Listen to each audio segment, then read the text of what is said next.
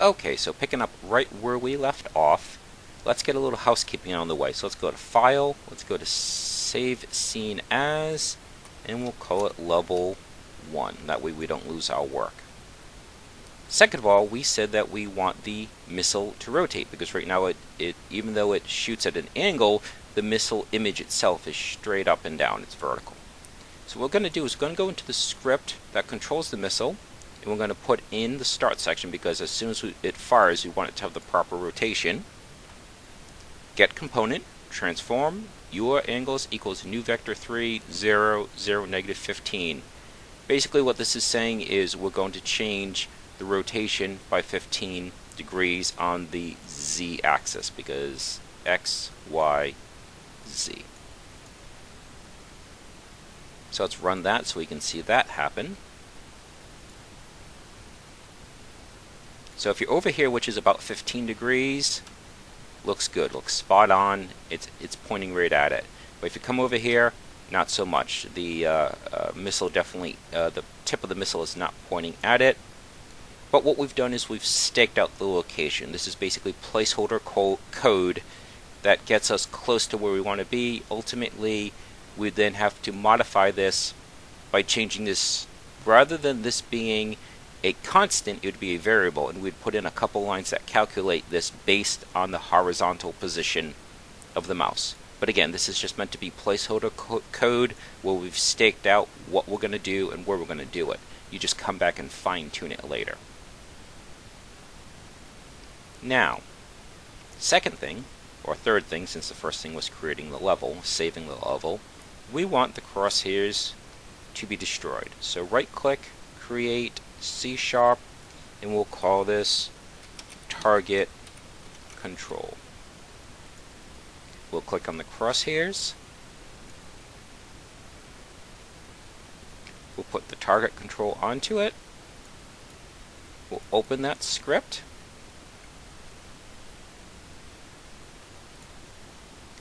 And in target control, we need to add a trigger. So void on trigger enter 2D collider 2D other. So basically what this is saying is when a trigger event occurs for the object the script is attached to, which is the target, we want something to happen. Destroy game object. So again, we're destroying the object that the script is attached to. So now both the missile and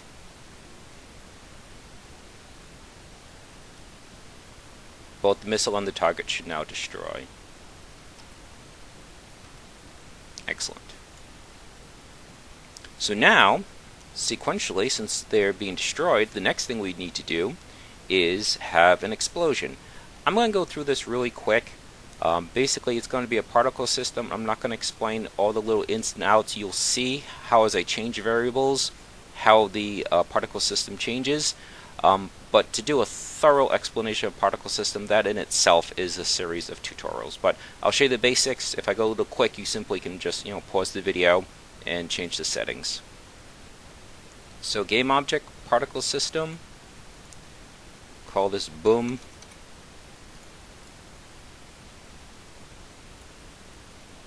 We'll rotate it.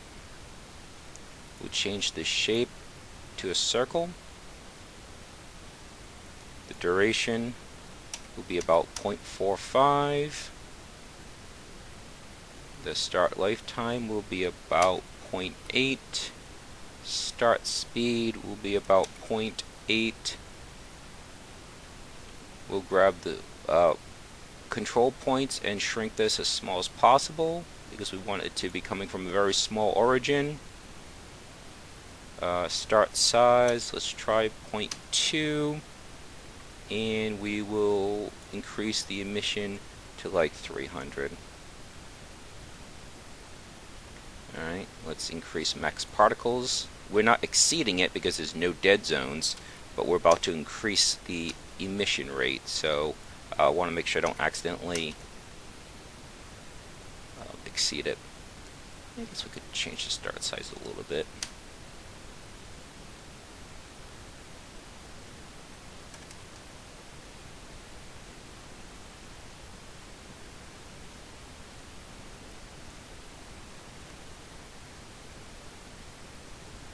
And now it's just a matter of getting the right combination of start size and emissions.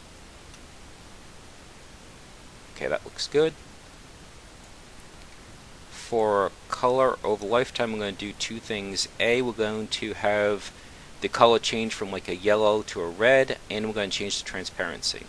So what we're going to do is we're going to create a keyframe up here. By doing this, okay, the top is the transparency, the bottom is the color. Since I create a keyframe here, the transparency will not change at all, because if you click on the points, you'll see alpha is 255, which is fully solid, no transparency. Click on this, also 255. So the change is only going to be at the very end here, and we'll drop this way down. So it suddenly drops off and becomes more faint. We'll start with a yellow color.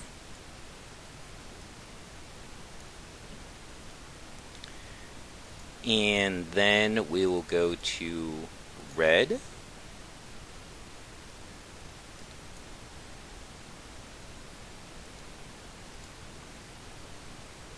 And then for size, we'll similarly create a key towards the end and then have it drop off in size. So it has more of a fiery appearance. And that should about do it. So let's get rid of the looping. We don't want it to pre-warm. We need to give it a physics 2D circle collider, because right now it's just particle systems. It doesn't actually do any kind of collision. So now let's see. Alright, so we want the collider box to match the maximum diameter. So let's make it a trigger. We'll edit this so it goes out a little bit more.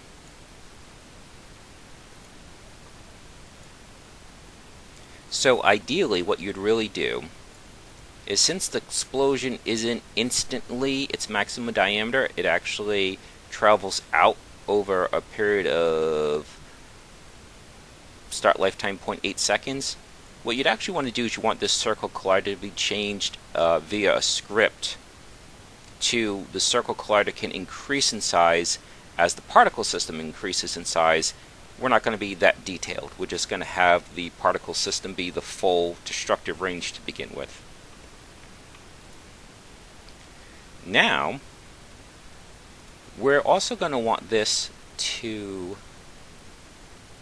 Actually, I want to tweak that just a little bit, sorry.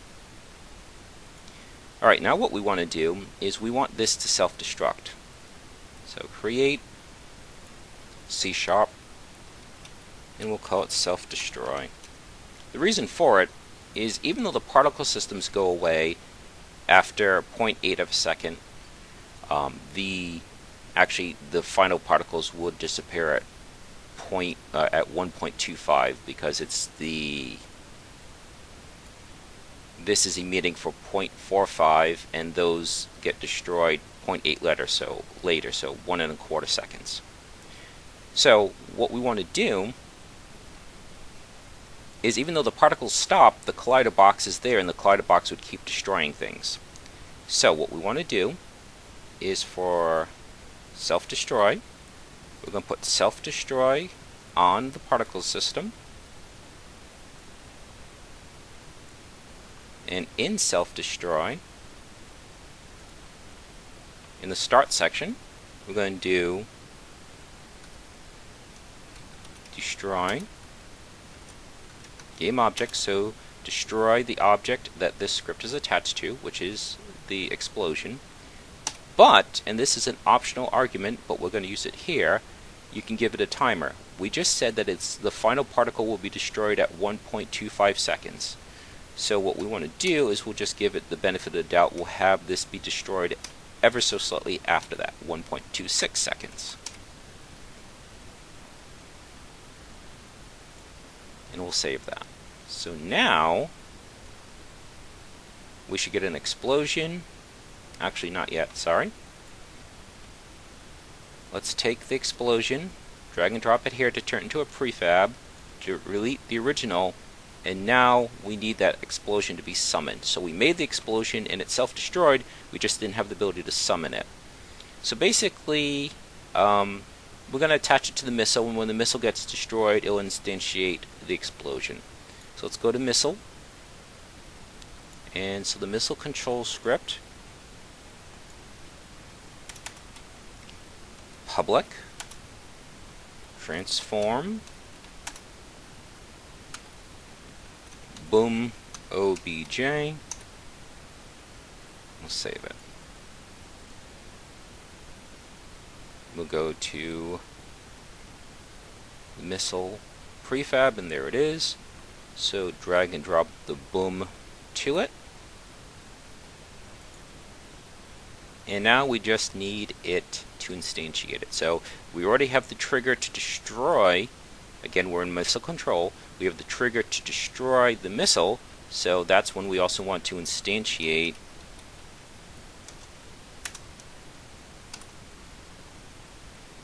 So that's also when we want to instantiate the explosion. So boom, obj at transform dot position, and boom, obj dot rotation.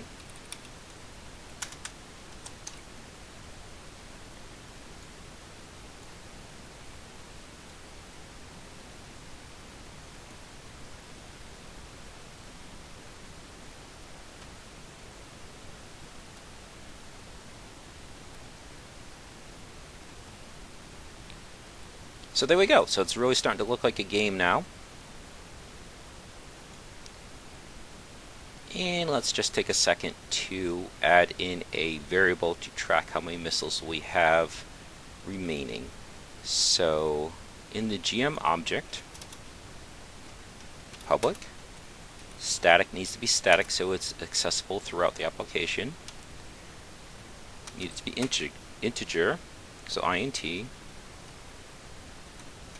remaining missiles, and we'll say it starts with, let's do 15 in case we're doing a lot of testing. And now what we'll do is a couple ways you can do this. You can either put just a number on the screen, a text object to display how many you've got remaining, but that kind of gets in the way. So what you can do is you can like just put them down here, a number down here to indicate how many you have. So let's just quickly do that. And again, this might just be placeholder. We may actually replace the numbers with actual little pictures of missiles or something. So game object create empty. We'll call this shot count text. Add component, mesh, text mesh, and it will be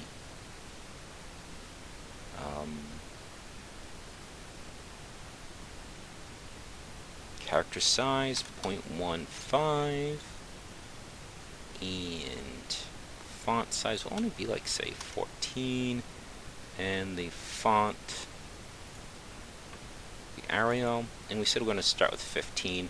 We don't actually have to put it here because we're going to modify this with a line of code, but we want to see what it looks like.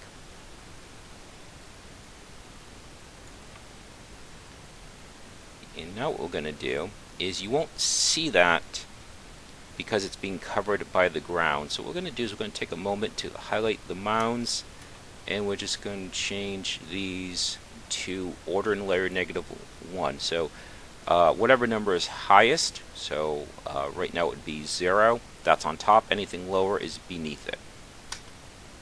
And so now you can see it. And, the other way is I could have added a script to the text object to change where it shows up as far as its order in the layer, but this is just as easy, and I can't think of any ill effects to having the ground being pushed back one. Is right now everything was really on the same layer. And what we'll do is we will have the GM object be aware of the text object. So what we'll do is we'll go back to GM and we'll do public transform. So first we were tracking the variable, now we're tracking the object that's going to display that variable. So public transform, we'll just call this count obj. We'll save it. It'll appear over here because we're clicked on the obj object. There it is. We'll drag and drop it there. Now that the GM object is aware of the shot object, it can make modifications to it. And so in the update section outside of the if, we want it to be its own statement, not conditional upon anything. Count object dot get component, so we're changing a component of that variable. And it's going to be the text mesh component, the text attribute, and it's going to be set equal to remaining missiles.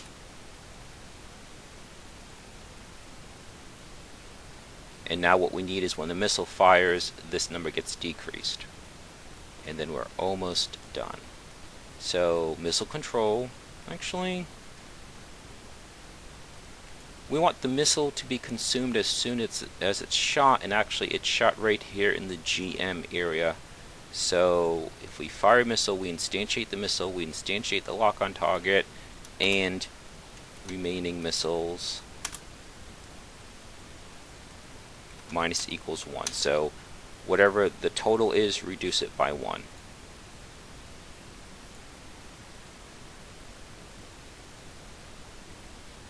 And as, whoops, actually, 3452.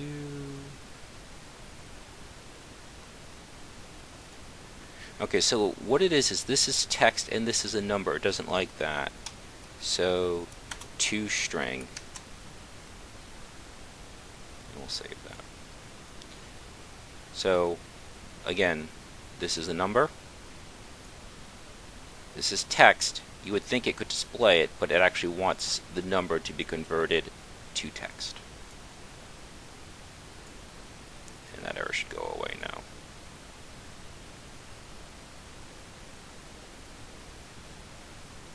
And just like that, you now have a missile counter. And the last thing to do is to actually control it. So right now we're saying if the missile, so again, GM script, if the missile, if the fire missile button is pressed, go ahead and do this. Now, we're going to also say, and remaining missiles is greater than 1.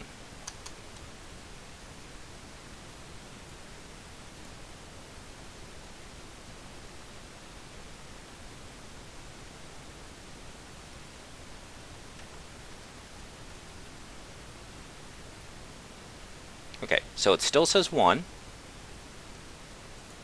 So that should actually be greater than 0.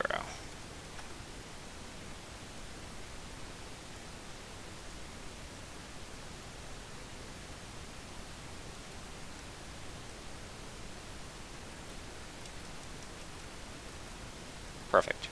Okay, so it was that easy to add in a counter, to display it, and to impose the control that you don't have an infinite amount of missiles anymore. So that should do it for this video.